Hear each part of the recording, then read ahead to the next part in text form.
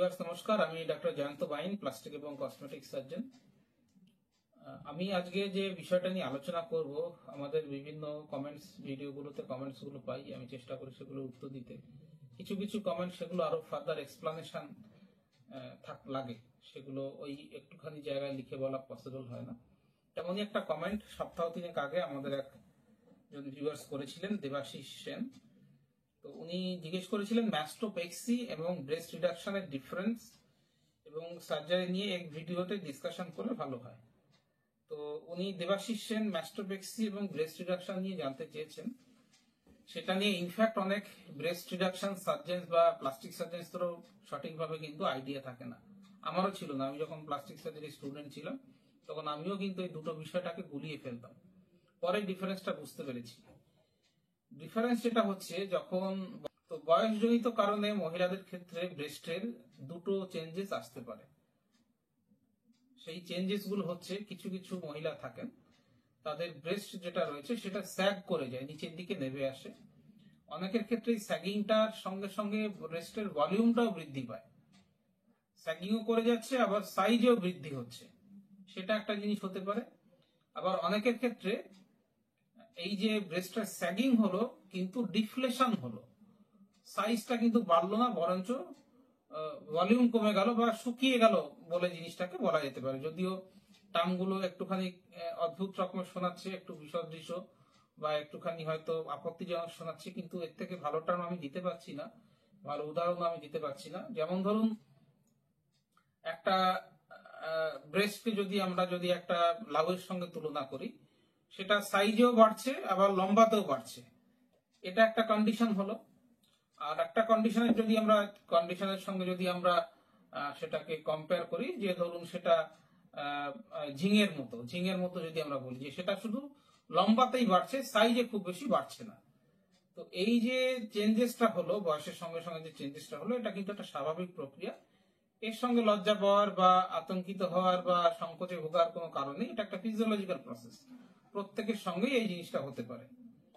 তো এটা সংকোচের বিষয় নেই। কেউ যদি তার বডি নিয়ে খুশি থাকেন তাহলে এই জিনিসটা নিয়ে চিন্তা ভাবনা করার কোনো বিষয় নেই। কিন্তু ডাক্তার হিসেবে আমাদের কাছে যেহেতু পেশেন্টরা এই সমস্যা নিয়ে আসেন, তো তখন আমাদেরকে তাদের সমাধান দিতে হয়, ট্রিটমেন্ট দিতে হয়। তো এই যদি দুটো যে কন্ডিশন আমি বললাম, একটা হচ্ছে সাইজেও বাড়ছে আবার নিচের দিকে নেমে আসছে, সেটাকে সাইজ কমানো এবং ওপরের দিকে তুলে আনা, নির্দিষ্ট পজিশন যেখানে পজিশন হওয়া উচিত, সেটাকে আমরা বলবো ব্রেস্ট রিডাকশন। কারণ রিডাকশন মানে কমানো। তাহলে আমরা কি কমাচ্ছি? ওজন কমাচ্ছি এবং দৈর্ঘ্যটাকে বা যেটা লম্বা হয়ে গেছিল সেটাকে কমাচ্ছি। তাহলে দিস ইজ ব্রেস্ট রিডাকশন। পাশের ছবিটা নিশ্চয়ই আপনারা দেখতে পাচ্ছেন, এই যে ভদ্র মহিলা, ওনার ব্রেস্টের সাইজ অনেক বড় ছিল, সেটাকে আমরা সাইজে কমিয়েছি এবং লিফট করেছি। তাহলে এটা হচ্ছে ব্রেস্ট রিডাকশন।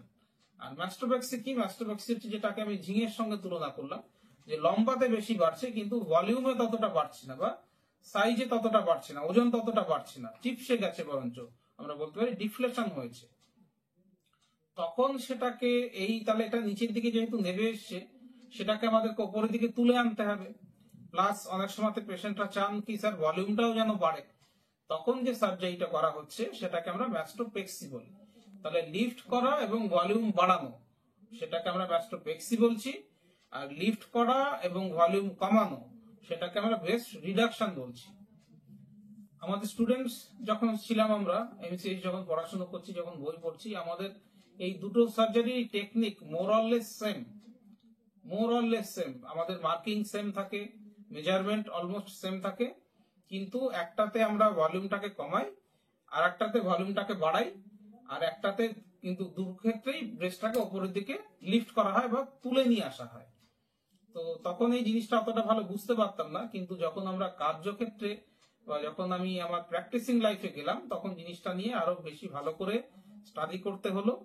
এবং আমি যখন বেলজিয়ামে গেলাম, স্পেনে গেলাম, সুইডেনে গেলাম এবং কানাডাতে গেলাম, সেই সমস্ত দেশে এই সার্জারিগুলো বেশ কমন। সেখানে দেখে আমার পুরো জিনিসটা, কনসেপ্টটা কিন্তু ক্লিয়ার হয়েছে। এই দুটো সার্জারি রেগুলারলি আমি আমার ক্লিনিক কলকাতাতে করে থাকি।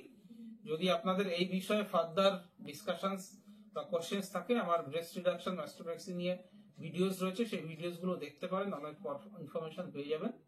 আর আমার সঙ্গে যোগাযোগ করতে হলে আমার হোয়াটসঅ্যাপ নম্বর সেখানে দেওয়া রয়েছে, এখানেও দেওয়া রইল, আপনারা হোয়াটসঅ্যাপের মাধ্যমে যোগাযোগ করতে পারেন। আপনারা যদি ফিমেল মেল যে কোনো ধরনের প্লাস্টিক, কসমেটিক এবং অ্যাস্থেটিক সার্জারি এবং অ্যাস্থেটিক মেডিসিন সম্বন্ধে জানতে চান, কমেন্ট বক্সে এসে কমেন্ট করবেন, আমি চেষ্টা করি প্রত্যেকটা কমেন্টের উত্তর দিতে। ভিডিওটা ভালো লাগলে লাইক করবেন, শেয়ার করবেন, চ্যানেলটা সাবস্ক্রাইব করবেন। ভিডিওটা দেখার জন্য ধন্যবাদ।